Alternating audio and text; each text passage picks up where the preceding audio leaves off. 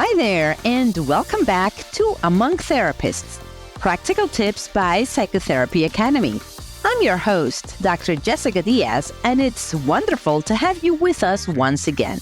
In this episode, we delve into the heart of acceptance and commitment therapy, or ACT, with a focus on experiential work in treating depression. We'll explore practical interventions that go beyond words to create meaningful change. But first, let me remind you about Therapy Pro, our comprehensive membership system designed for psychotherapy professionals. Therapy Pro offers an array of valuable resources, including clinical cases, where seasoned clinicians walk us through complex, real-life cases, enhancing your knowledge and offering CE credits.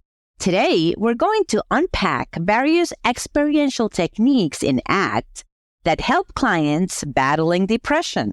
These techniques, ranging from simple breathing exercises to more complex defusion work, are crucial in guiding clients through their therapeutic journey. We will also discuss how these interventions can be applied in your practice, particularly when working with depression.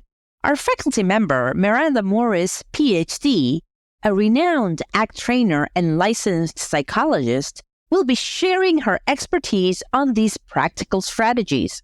Dr. Morris, with her extensive background in contextual behavioral therapies, will guide us through these impactful approaches. Let's get ready to dive into the world of ACT and discover how experiential interventions can make a significant difference in treating depression.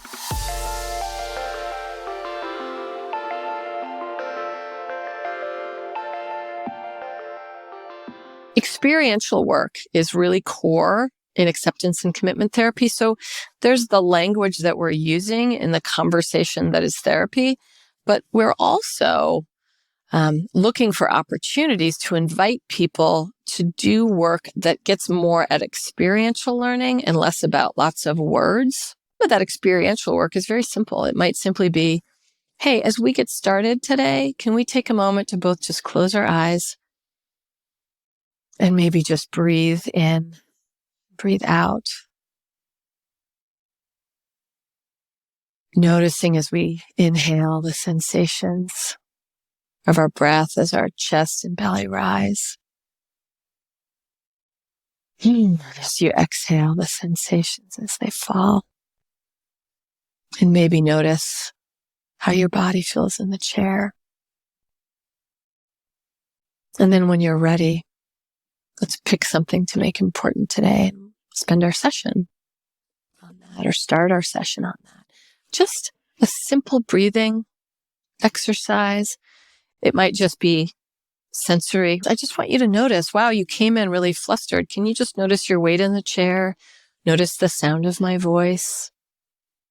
Notice your breath. We're inviting people to get present. We're inviting people to notice. We're inviting people to get their attention on what they want to make important, not necessarily what is stirring in their minds. In addition, other experientials might include inviting people to take a moment to stop and notice, what are the thoughts and feelings going through your head right now? Can you just tell me what thoughts you can notice in your thinking? Right? Notice I'm not saying, what are you thinking about? What are you feeling? What thoughts can you notice? Can you label those thoughts? Can you label those feelings? We want in diffusion work to get people out of that fused place. We want people to have a little distance and to be able to look at their experience and say, oh, that's the experience I'm having, as opposed to that narrowed view that distress tends to bring of this is how it is. This is who I am. This is how it will always be. Right? Thoughts come and go, feelings come and go, sensations come and they go. Can we notice them? Another important thing to consider, and I think this is really important for depression, is if we can look at self-stories and how they're controlling behaviors, we can invite people to look at their own experience from different perspectives. If my self-story as hand was, I'm broken. There's no point. I'm not going to get well. There's something wrong with me. That for her feels really permanent, really true, really forever, right? And what I want is for her to walk down a road, almost let's time travel out into the future. If that story keeps deciding how you live, what does your life look like in a year? Let's really talk about that. Let's talk to future you about sleep, don't work, don't socialize. Okay, now you've been doing it for a year, every day for a year. Can we talk to future you about how she feels about that? You can imagine it's a hard conversation. Well, she wouldn't be very happy with me. No, she probably wouldn't be very happy. What if we imagined, even feeling broken and useless, if future you could look back on a year spent getting more active, taking care of yourself, getting a job? What would that future you tell us? What would she have to say about how you spent your year? So you can invite people to use future self, other versions of self, to interact, open up that distressed narrative to, oh yeah, I'm not sure I want to live like this for the rest of my life. And then they snap back to, but I have no choice. So there's no one trick here, an ongoing conversation.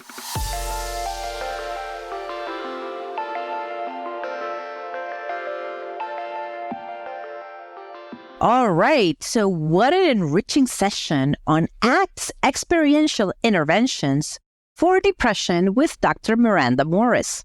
Here's a quick recap of today's key insights. Experiential work in ACT goes beyond just talk. It's about engaging clients in practical, transformative experiences. Simple techniques like breathing and sensory exercises can powerfully anchor clients in the present moment, helping them become more aware of their internal and external states.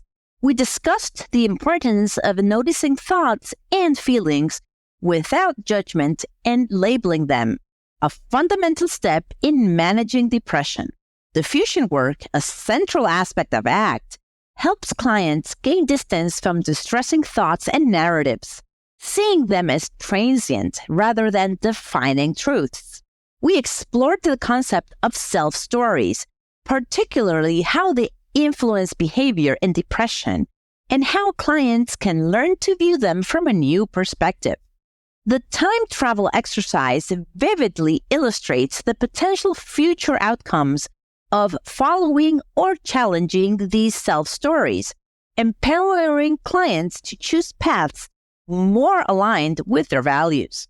Today's episode underscores the power of experiential work in ACT, offering clients a tangible way to navigate through depression and towards a more fulfilling life.